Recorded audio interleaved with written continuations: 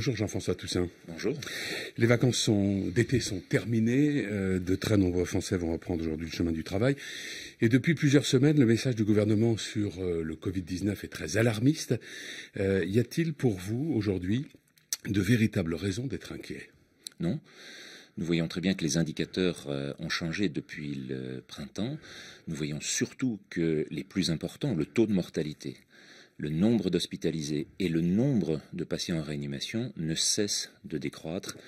Nous avons eu 4 décès hier en France, 6 samedi.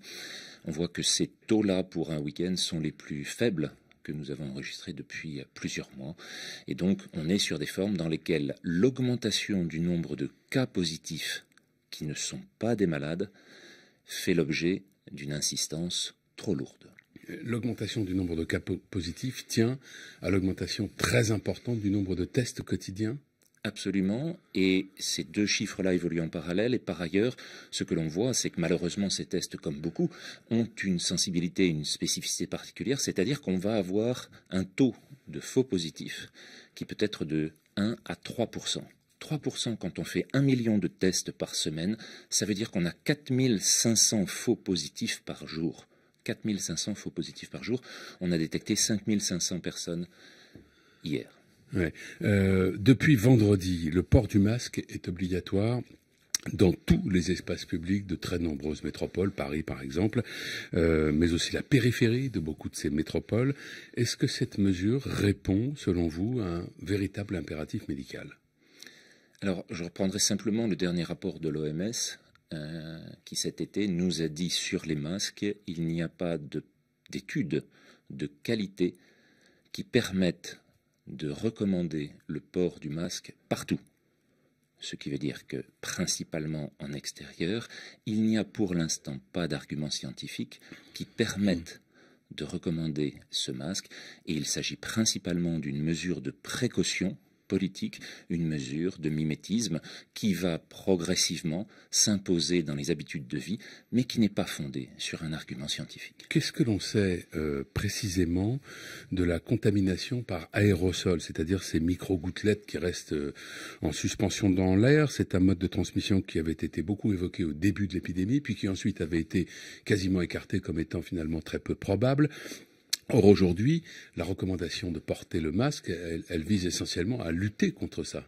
Là encore, on a beaucoup changé, effectivement, comme vous le disiez, sur les interprétations qui sont faites des études. Ces masques-là étaient extrêmement importants dans la phase la plus létale, la plus explosive de la maladie, en février, en mars et en avril en Europe. En Europe, je précise bien que ces vagues sont décalées dans le monde et qu'il faut tenir compte de cela pour toutes les décisions que l'on prend. Et sur ces éléments-là, on voit que cette précaution ajoutée aux gestes barrières et à la distanciation permet de réduire très largement la contamination. Il était donc très utile à ce moment-là. Or, en été, dans une phase de fin de phase épidémique, comme nous sommes actuellement en train de la vivre actuellement en Europe, il s'agit de la fin de cette première phase. Nous verrons ensuite quel sera l'avenir. Mais dans ces conditions-là, je le répète, l'OMS ne trouve aucun argument scientifique pour justifier le port du masque en extérieur, en toutes circonstances. Ce sera demain la rentrée scolaire. Les élèves, à partir du collège, devront porter le masque, pas dans les écoles primaires. Est-ce qu'il y a une cohérence dans ces mesures ? Le terme d'incohérence est probablement celui qui qualifie le mieux l'ensemble des décisions qui ont été prises depuis longtemps sur les recommandations du Conseil scientifique, sur les décisions qui ont été prises. Là, on voit qu'il s'agit d'une négociation, là encore, entre nos connaissances et nos peurs, entre notre inquiétude sociétale et la réalité.